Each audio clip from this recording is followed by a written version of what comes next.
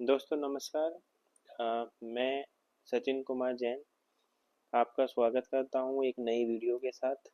आज का हमारा टॉपिक ओयस्टर मशरूम पर है और ओयस्टर आप सभी जानते हैं कि मशरूम की खेती बहुत ही महत्वपूर्ण है। आजकल हम इसको खुद के लिए अथवा कॉमर्शियल रूप में मशरूम की खेती कर रहे हैं। तो आज हम आपको बताएंगे कि ओयस्टर मशरूम की खेती कैसे की जा सकती है।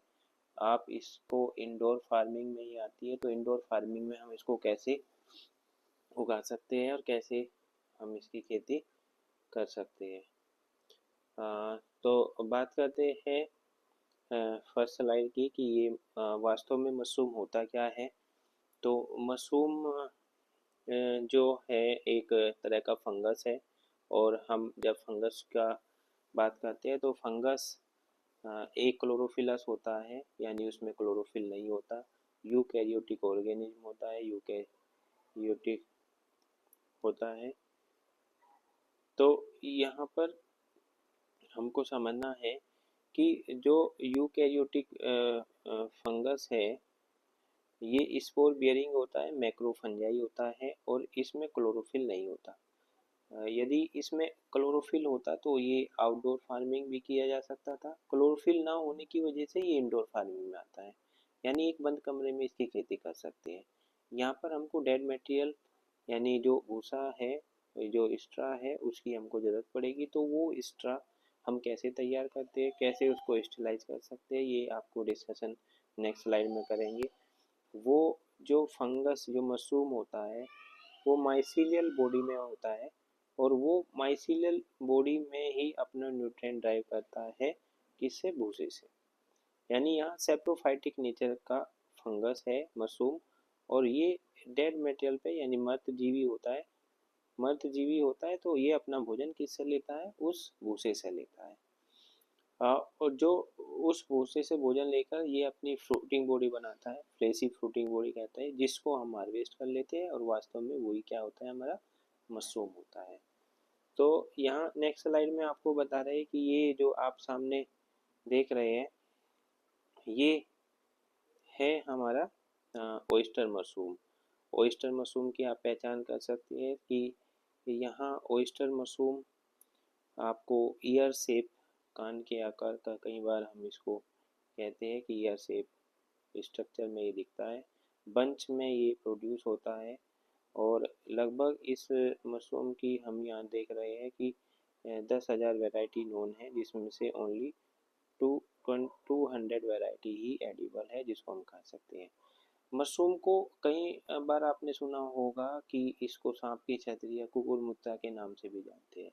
सांप की छतरी यहाँ पर कहने का मतलब ये होता है कि सांप जैसे जहरीला होता है, तो जो मशरूम ऐसे बरसात के समय में उगाती है वे कहीं ना कहीं टॉक्सिक हो सकती है, जहरीली होती है। तो एक डराने वाला टर्म से ये सांप की छतरी का नाम इसको दिया गया था कि जो मशरूम ऐसे अपने आप उग रही है उसको नहीं खाना, वे जहरीली हो सकती है। कुछ वैरायटी जो एडिबल है, जो जहरीली नहीं है, उसकी खेती भी की जा सकती है कॉमर्शियल रूप में। बहुत सारे फार्मर्स है जो इसकी खेती कर रहे हैं। अब इसकी न्यूट्रिशन वैल्यू की बात करते हैं और न्यूट्रिशन वैल्यू में काफ़ी आप यहाँ देख रहे हैं कि न्यूट्रिशन वैल्यू में यहाँ विटामिन B1, B2, B3 के साथ साथ B5 विटामिन भी देख रहे हैं। और जो ये परसेंट में आप देख रहे हैं ये डेली रिक्वायरमेंट की परसेंटेज है। यानी यदि 100 ग्राम मशरूम डेली खाते हैं तो हमें लगभग 9% तक विटामिन बी वन मिल जाता है। 42% तक विटामिन B2 मिल, जो डेली रिक्वायरमेंट के हिसाब से यहाँ पर परसेंटेज लिखी है। एक महत्वपूर्ण चीज़ यहाँ प्रोटीन है और फैट फ्री है। डायबिटिक पर्सन या फैटी पर्सन इसको ले सकते हैं। प्रोटीन के स्रोत के रूप में भी इसको डायबिटिक पर्सन ले सकते हैं। जिंक इसमें पाया जाता है, साथ ही साथ सोडियम पोटेशियम का भी स्रोत है।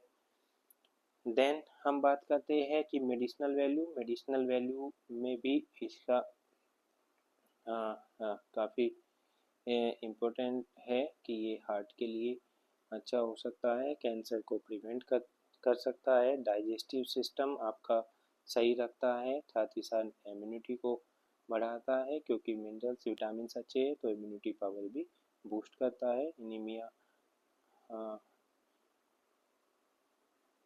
ये इम्प्रूव करता है एनीमिया को, यानी जो एनीमिया खून की कमी हो जाती है उसमें भी इम्प्रूवमेंट करता है। साथ ही साथ कॉन्स्टिपेशन यानी कब्ज की शिकायत है उसको भी दूर करता है। आईक्यू लेवल को इम्प्रूव कर सकता है। साथ ही साथ ये गुड प्रोटीन सोर्स है फॉर डायबिटिक और टीबी पर्सन जो होता है उनके लिए ये अच्छा स्रोत हो सकता है। ये इसकी मेडिसिनल वैल्यू हुई। देन ये मॉर्फोलॉजी हम पहले भी डिस्कशन किया है हमने कि ये इसकी मॉर्फोलॉजी है। यहाँ आप देख रहे हैं एक बंच के रूप में, और इसमें से बहुत सारी फ्रूटिंग बॉडी निकली है। और यहाँ ये ईयर शेप में आप देख रहे हो इसकी फ्रूटिंग बॉडी, ये इसकी मॉर्फोलॉजी है ओयस्टर मशरूम की। देन हम आपको बताते हैं नेक्स्ट स्लाइड में। नेक्स्ट स्लाइड में आप देखते हैं कि ओयस्टर मशरूम की जो खेती हम कैसे करते हैं वो पूरा आज आपको समझाएंगे। 3 भागों में हमने इसको डिवाइड किया है कि हम इसको सबसे पहले हम सबस्ट्रेट पर हमको क्या देखना है कि सबस्ट्रेट तैयार करना है, फिर स्पान की ज़रूरत पड़ेगी, यानी स्पोन हम आपको बाद में समझाते हैं कि क्या स्पोन होता है। स्पोन को हम ऐसे समझते हैं कि मशरूम का ये जैसे फसल सीड होता है ऐसे ये स्पोन होता है, और फिर हम इसकी कैसे क्रॉपिंग करते हैं ये आपको नेक्स्ट स्लाइड में हम बताते हैं। तो सबसे पहले बात करते हैं कि सबस्ट्रेट क्या है। सबस्ट्रेट यानी भूसा लेना है हमें। ये भूसा हम चाहे तो आप राइस एक्स्ट्रा भी ले सकते हैं, वीट का भूसा ले सकते हैं, मस्टर्ड का भूसा ले सकते हैं। कई बार हम पल्स क्रॉप का भी भूसा, जो उससे पल्स क्रॉप का वेस्ट होता है उसका भी भूसा लिया जा सकता है। हम पल्स क्रॉप के साथ साथ जो तिलहन क्रॉप है उनका भूसा भी हम इसके लिए लिया जा सकता है, उसका भी हम यूज कर सकते हैं। बस जो हमारा जो निकला जो स्ट्रा है उसको हमको 3 से 4 सेंटीमीटर पीसीज में काट लेना है, यानी भूसा हमको तैयार करना है। जैसे गेहूं का भूसा आपने देखा होगा ऐसे ही भूसा हमको लेना है और उसको छोटे छोटे पीसेस में भूसा उसका बना लेना है। जो वेस्ट निकला है उसको भूसे के रूप में हमको लेना है। देन सबसे इम्पोर्टेंट है कि उस भूसे को हमको स्टेलाइज करना है, और स्टेलाइजेशन एक महत्वपूर्ण प्रक्रिया है क्योंकि भूसे में बहुत सारी फंगस, बहुत सारे बैक्टीरिया हो सकते हैं जो कि हमारी मशरूम को नहीं होने देंगे। तो यहाँ पर भूसे को स्टेलाइजेशन करना यानी भूसे का निर्जमीकरण करना, यानी उसको जर्म फ्री, माइक्रोब्स उसमें नहीं होने चाहिए, तो उसके लिए हम उसको स्टेलाइज करते हैं। स्टेलाइजेशन की प्रक्रिया अलग अलग फार्मर अलग तरीके से कर सकते हैं, आप उसमें से कोई भी ले सकते हैं। हम नेक्स्ट आपको बताते हैं कि 3 तरीके से हम भूसे को स्टेलाइज कर सकते हैं। और स्टेलाइज यहाँ पर हॉट वाटर से किया जा सकता है, स्टीम स्टेलाइजेशन भी कर सकते हैं, या फिर हम केमिकल स्टेलाइजेशन कर सकते हैं।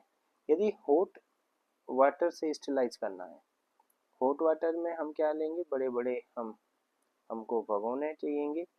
बड़े बड़े भगोने में हमको यहाँ पर हीट पानी यानी 80 डिग्री सेंटीग्रेड वाला पानी तक उसको पानी उबलना चाहिए, ऐसा पानी लेंगे। और फिर जो हम भूसा हम मशरूम उत्पादन में ले रहे हैं उस भूसे को इसमें रख देंगे, और 2 घंटे तक हमको उस टेम्परेचर पर भूसे को रखना है। तो हम रखने के बाद हम ये समझते हैं कि जो इस भूसे में दूसरे फंगस या दूसरे बैक्टीरिया थे वे सभी किल हो गए। एक स्टीम स्टेलाइजेशन भी किया जा सकता है, यानी इसके लिए ऑटोक्लेव का यूज करते हैं।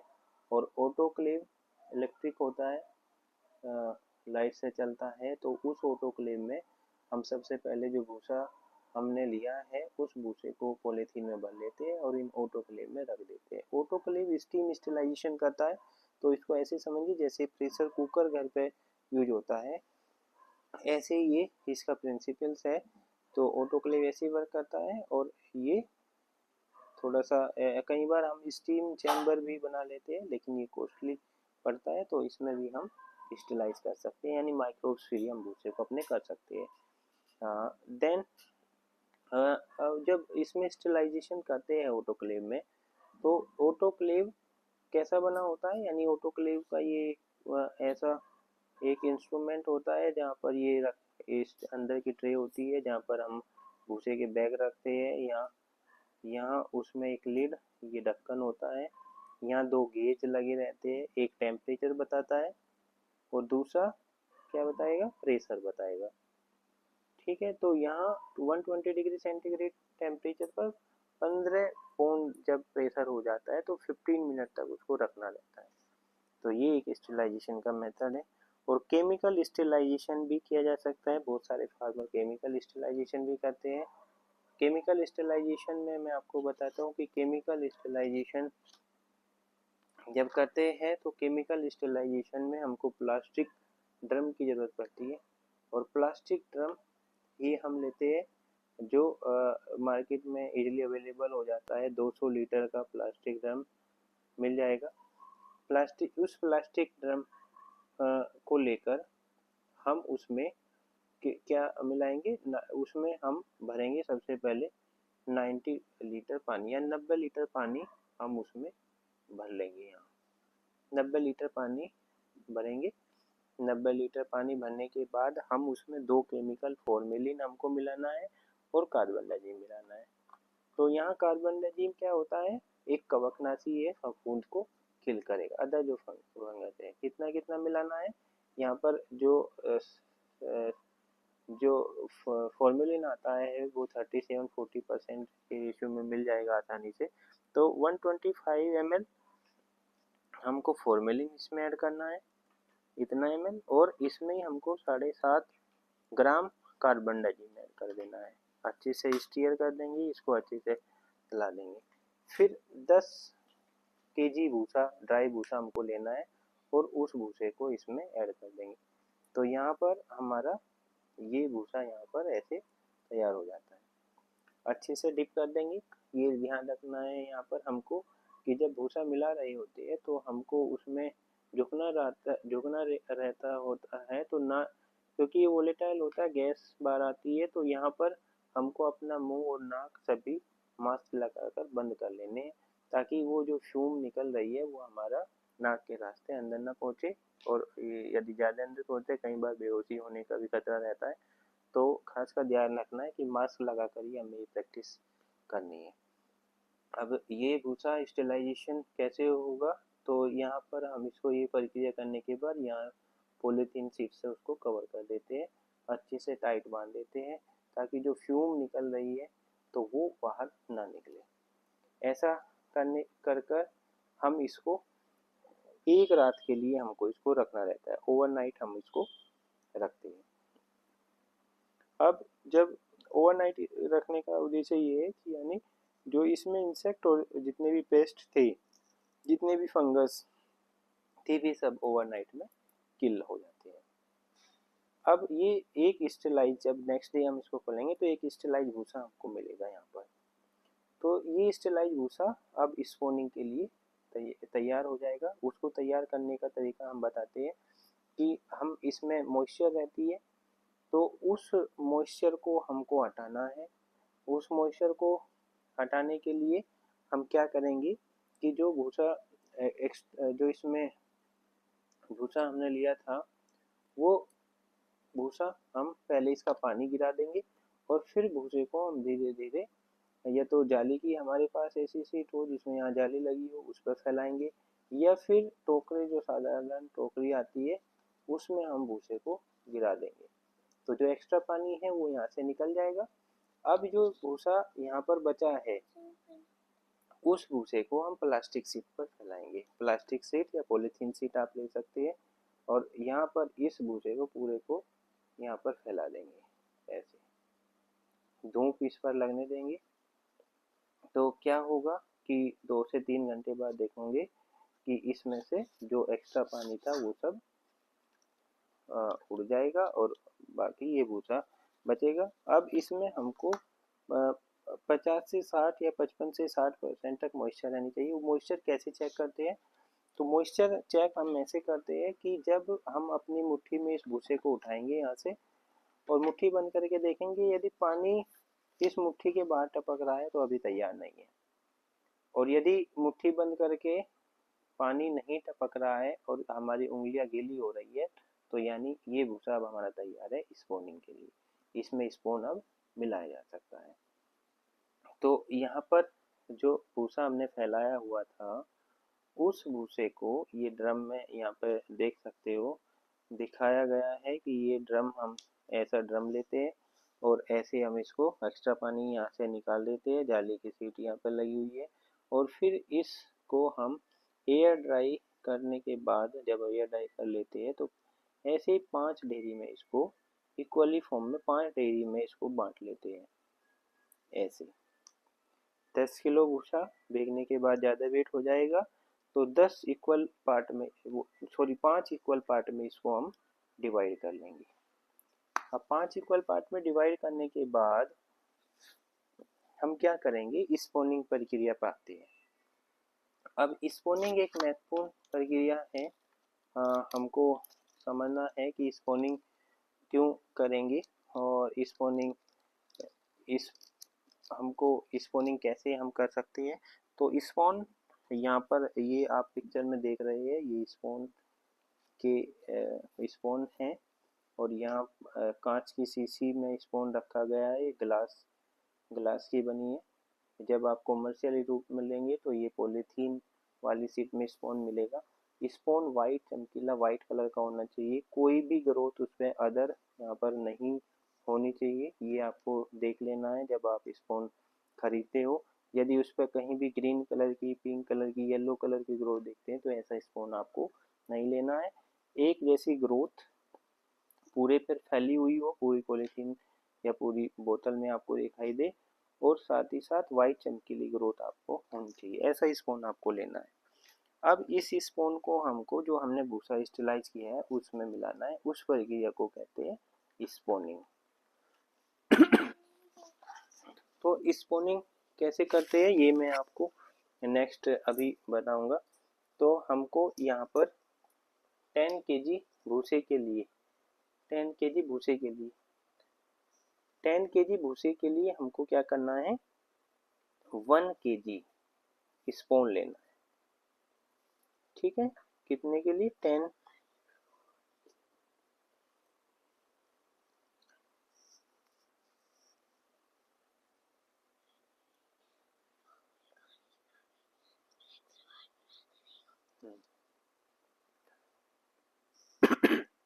तो हमको 10 केजी एक्स्ट्रा के लिए हमको 1 केजी स्पून लेना है।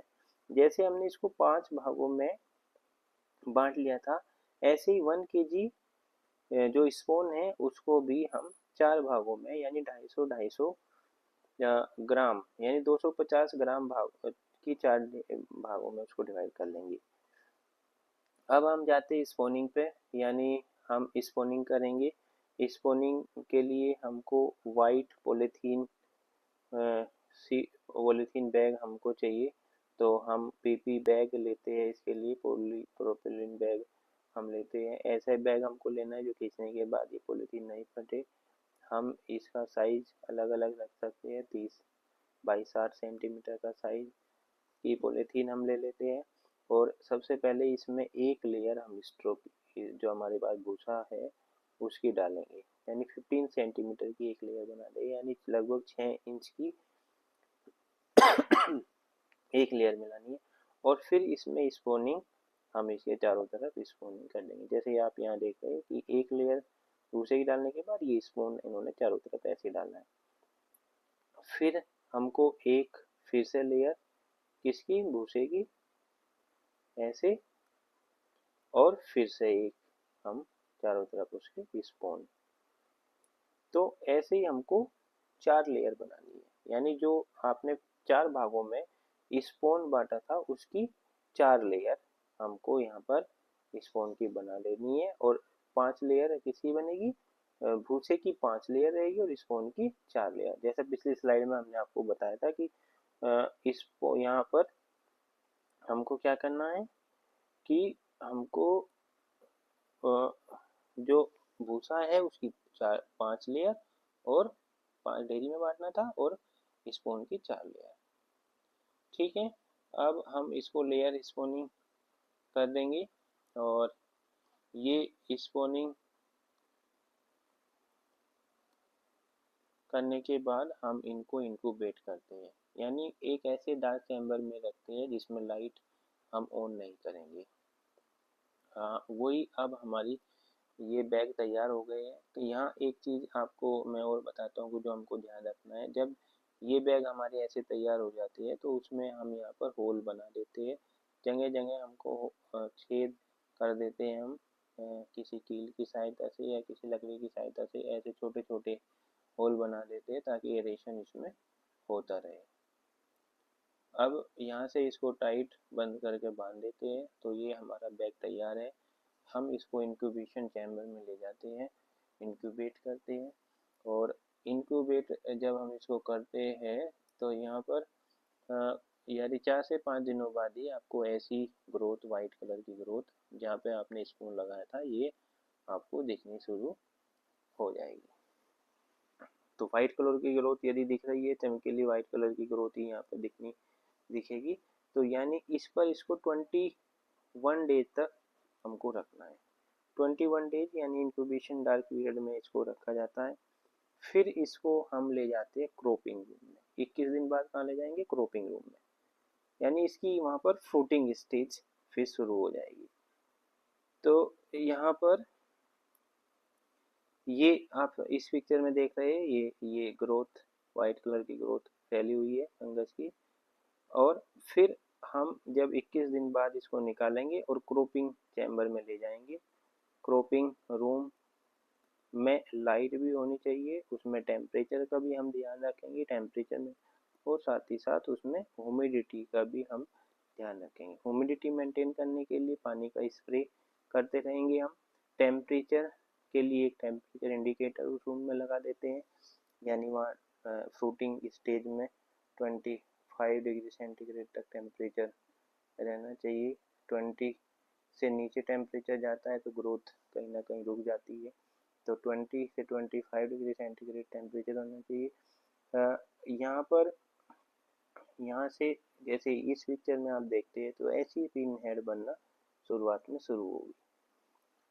ये पिन हेड बनने से पहले कई बार हम क्या करते हैं, इस पॉलीथीन को हटा लेते हैं, टीयर कर देते हैं पॉलीथीन को, धीरे से इसको निकाल देते हैं।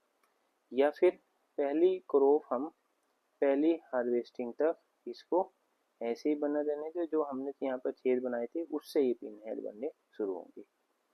पिन हेड बनना, ये पिन हेड इनिशिएशन स्टेज आएगी। जब हम इसको इंक्यूबेशन पीरियड से निकालते हैं तो उसी की 3 से 4 दिनों बाद पिन हेड स्टेज आ जाएगी। फिर ऐसी फ्रूटिंग बॉडी आपको यंग और डेवलपिंग फ्रूटिंग बॉडी नजर आएगी, और फिर मैच्योर फ्रूटिंग बॉडी ऐसी दिखाई देगी जो कि हार्वेस्ट के लायक अब हो जाती है, हार्वेस्ट की जा सकती है यहाँ। तो यहाँ पर हार्वेस्टिंग का तरीका क्या होता है? जब आप एक अच्छा बंच देखते हैं, वाइट कलर का बंच दिखाई देता है, मैच्योर दिखाई देता है, तो हम उसको क्लॉकवाइज ट्विस्ट करते हैं। क्लॉकवाइज ट्विस्ट करके हम उसको ये बंच, जैसे ये यहाँ पर एक बंच बना हुआ है, यहाँ पर ऐसे ये जुड़ा हुआ होगा, यहीं से इसको क्लॉकवाइज ट्विस्ट करना है। ऐसे क्लॉकवाइज ट्विस्ट करोगे तो ये यहाँ से हट जाएगा और टूट जाएगा। ये फ्रूटिंग बॉडी अब खाने योग्य है, इसको हम पैकिंग करके बेच भी सकते हैं और इसको हम यूज भी कर सकते हैं। तो लगभग कितना समय एक क्रॉप को लगता है? यानी 21 डेज इंक्यूबेशन में बीते हैं, उसके लगभग 4 से 5 दिन बाद पिन हेड बने हैं, और लगभग 2 से 3 दिन बाद उसमें फ्रूटिंग आनी शुरू हो गई। ठीक है, तो आप यदि देखें तो 28 से 30 दिन बाद पहली क्रॉप आपको मिलनी शुरू हो जाएगी। पहली क्रॉप मिली तो फिर हम पॉलीथीन को पहले हटा ही देते हैं। कई बार पहले ही हम पहली क्रॉप से पहले ही पॉलीथीन को हटा देते हैं, और पॉलीथीन हटाने के बाद उस पर पानी का स्प्रे करते रहेंगे। लगभग 2 महीने तक ये क्रॉप चलेगी, और एक बैग से लगभग 2 kg तक मशरूम हम ले सकते हैं। ठीक है, तो यहाँ हार्वेस्ट की है और फिर हम इसको पैकिंग कर देंगे। पैकिंग हमेशा ऊपर से ट्रांसपेरेंट रखते हैं ताकि फ्रेश मशरूम दिखे कि मशरूम फ्रेश है। तो इसीलिए ऊपर से ट्रांसपेरेंट पॉलीथीन रखते हैं। और यहाँ पर ट्रांसपेरेंट रखने का मतलब यही मेन उद्देश्य होती है कि ये ऊपर से जो इसमें अंदर रखी हुई है वे मशरूम देखिए। हम कई बार पॉलीथीन यदि हमको कहीं पास में देनी है तो पॉलीथीन में भर के भी इसको मशरूम को सप्लाई किया जा सकता है। तो यानी 2 से 3 दिन का पीरियड में यदि हमको इसको यूज करनी है तो हम इसको ऐसे ही फ्रेश यूज में यूज कर सकते हैं। अन्यथा यदि हमको लंबे समय तक रखनी है तो इसकी हम कैनिंग करेंगे, यानी इसको प्रिजर्व कर सकते हैं। बहुत सारे प्रोडक्ट जैसे अचार बनाया जा सकता है, इससे मुरब्बा बनाया जा सकता है, मुरब्बा तैयार कर सकते हैं, इसको ड्राई कर सकते हैं, ड्राई फॉर्म में भी इसकी बेचा जा सकता है, इसको पाउडर बनाकर भी इसको बेचा जा सकता है। तो यहाँ पर आपको ध्यान रखना है कि मशरूम जब लगा रहे हैं तो मशरूम में ह्यूमिडिटी और टेम्परेचर यदि मेंटेन करते हैं तो एक अच्छा प्रोडक्शन आपको मशरूम देती है। यदि हम जैसा हमने पिछली स्लाइड में बताया है कि 2 kg तक हम इससे मशरूम ले सकते हैं। अब हम यहाँ पर बात करते हैं कि जो मशरूम हमने ली है उससे हमें कितना प्रॉफिट हुआ है, यानी एक बैग में हमको कितना मिला है। एक बैग में हमको जो मशरूम मिली है वो कितनी है, लगभग वो मशरूम हमको मिली है कितनी, 2 kg। 2 kg का यदि हम मार्केट प्राइस देखते हैं तो अलग अलग लोकेशन के हिसाब से मार्केट प्राइस हो सकता है। कहीं कहीं 100 रुपये के जी मशरूम बिकती है, 150 तक मशरूम, और यदि कई बार मशरूम को डिमांड के अनुसार 200 रुपये के जी तक भी मशरूम मिलती है। यानी यदि हम इसको 10 kg के हिसाब से बेचते हैं, 5 बैग हमने क्योंकि लगाए हैं, 2 kg एक बैग में होती है, यानी 10 kg मशरूम हुई तो 1000 रुपये की मशरूम आसानी से ये हम बेच सकते हैं। अब यहाँ पर खर्चा हमारा क्या हो रहा है कि हमारी 10 kg हमने एक्स्ट्रा लगाई है, भूसा लगाया है, और 1 kg हमने लगाया स्पून। ये स्पून आपको 100 से 110 रुपये kg के किलोग्राम के हिसाब से मिल जाएगा। हम यदि केमिकल मेथड से करते हैं तो फॉर्मेलिन थोड़ी सी हमको 125 ml फॉर्मेलिन चाहिए और लगभग 8 ग्राम हमको कार्बन डाइऑक्साइड चाहिए। तो यहाँ पर आप देख सकते हैं कि एक प्रॉफिट भी हमको मिल रहा है। तो मशरूम की खेती कई लोग अपने इंटरेस्ट के हिसाब से करते हैं, इंटरेस्टेड लगता है। कई बार किचन में जो बनता है उसका टेस्ट बढ़ाने के लिए भी मशरूम का यूज करते हैं, और कई बार किसान इसको कॉमर्शियल रूप में भी इसकी खेती करके मुनाफा लेते हैं। मशरूम के बहुत सारे अदर रेसिपीज भी बना सकते हैं, जैसे टोमेटो सूप है, मशरूम से तैयार किया जा सकता है, काफ़ी टेस्टी होता है। मशरूम का पकोड़ा, मशरूम का समोसा तैयार कर सकते हैं जो कि काफ़ी टेस्टी होगा। मशरूम कोफ्ता तैयार कर सकते हैं। तो ऐसे कई प्रोडक्ट, कई बार हम पिज़्ज़ा और ये सब खाते हैं तो टॉपिंग उसमें मशरूम की जाती है उसमें एक्स्ट्रा टेस्ट देने के लिए। और फैट फ्री होने के कारण डायबिटिक पर्सन, टीबी पर्सन इसको ले सकते हैं। तो मशरूम की खेती, ऑयस्टर मशरूम की खेती इंडोर फार्मिंग में करना बहुत ही आसान है, आसानी से की जा सकती है। छोटे स्केल पर अथवा बड़े स्केल पर इसको खेती आसानी से की जा सकती है। बहुत सारे किसान इसको कर भी रहे हैं। आज इस वीडियो में हमने आपको यही समझाने की कोशिश की है कि कैसे हम मशरूम की खेती कर सकते हैं, कैसे हम क्रॉपिंग रूम, कैसे इंक्यूबेशन, और कैसे हम बैग फिलिंग करते हैं, स्पॉन क्या होता है, एक्स्ट्रा को हम कैसे स्टरलाइज करते हैं। यदि इसके बाद कोई भी आपकी क्वेरी रह जाती है, कुछ समझ में इस वीडियो में नहीं आया है, तो आप कमेंट बॉक्स में अपने कमेंट लिख सकते हैं, अपने मैसेज हमें भेज सकते हैं, ताकि हम आपका जो कन्फ्यूजन है उसको दूर करने में आपकी हेल्प कर सके। हम मैसेज आपको रिप्लाई उसका कर देंगे आपके मैसेज का जल्दी ही। और हम यही आशा करते हैं कि आप मशरूम की खेती यदि करना चाह रहे हैं तो ये वीडियो काफ़ी हेल्पफुल आपके लिए हो जाएगी। हाँ, तो इन्हीं शब्दों के साथ हम आज इस वीडियो को बंद करते हैं और ये नमस्कार।